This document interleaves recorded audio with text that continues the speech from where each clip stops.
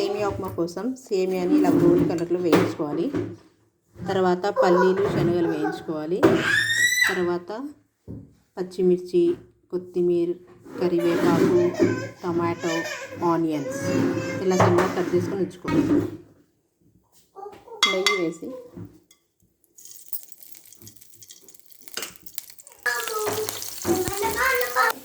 ఇలా పచ్చిమిర్చి బాగా వేగాక అందులోకి ఆనియన్స్,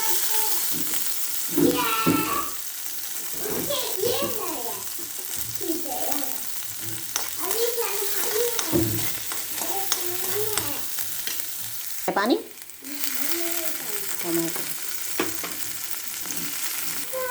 సాల్ట్ టేస్ట్ సరిపోతుంది, అల్లం వెల్లుల్లి పేస్ట్ ఇలా బాగా వేగాక